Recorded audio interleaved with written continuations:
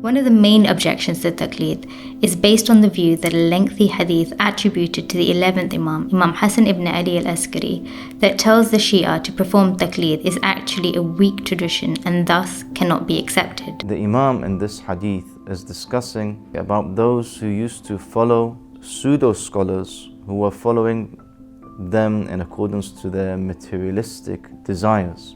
And he was warning the Shia, he was warning his followers not to follow pseudo-scholars, not to follow anyone, but rather to follow a scholar who protects his deen, his religion, controls his self, his desires. Not just a person who is of knowledge, a jurist, but a person of taqwa, who controls himself, who has the ilm and taqwa and deen. Then it's for the masses, for the people to follow him. And he even goes further in this hadith to state that this status of a person becoming a mujtahid or a great honorable scholar is not something that everyone will be able to attain, but a few individuals will attain such a status.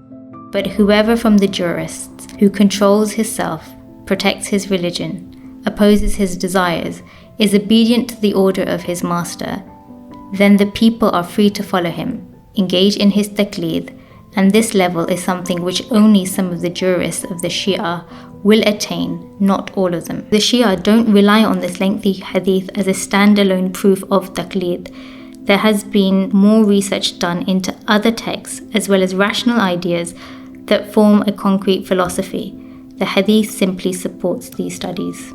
The late Ayatollah Khoei has written that the narrations which prove the permissibility of taqlid and the binding authority of rulings in matters of the furu'adeen, the branches of religion, are so many that they reach the level of overall tawatur on this issue. When a hadith is considered al-mutawatir, it simply means that these traditions have been quoted by so many different chains of narrators that it's practically impossible for all those narrators to have come together to fabricate it. For this reason, the hadith can be accepted as reliable.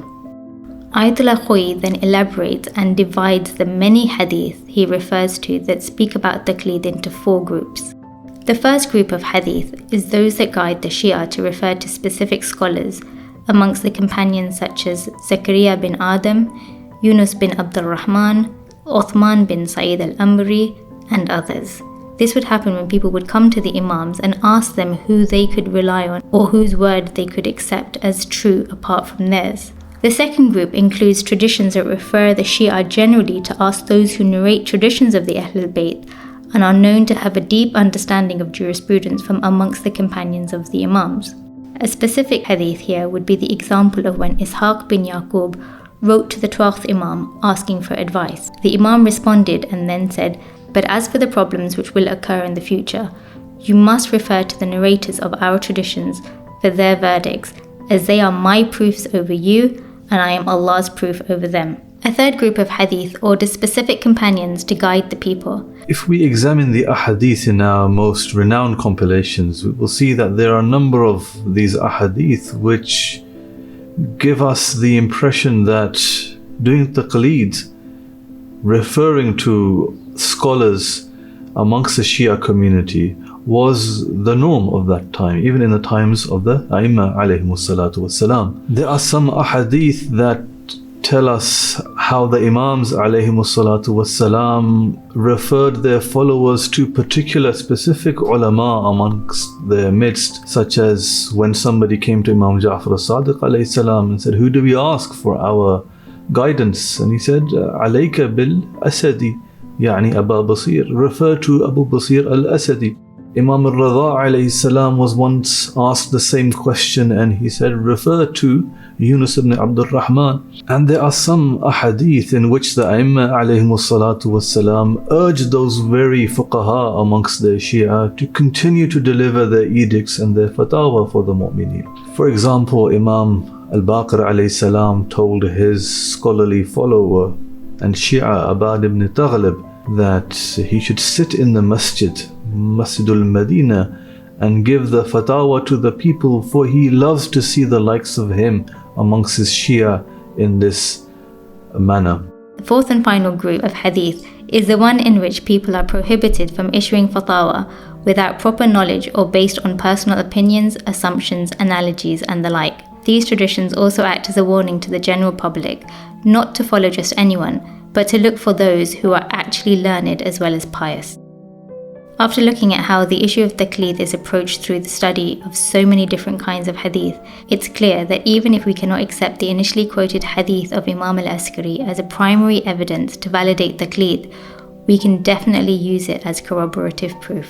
In fact, because the Ahlul Bayt have approached the subject of taqlid from so many angles, we have been able to refine the concept and better understand what it is they wanted us to achieve through its practice. Through the categories of hadith that the late Ayatollah Khoei outlined, we can see that the Imams encouraged their trusted and trained companions to engage in what we today call ijtihad.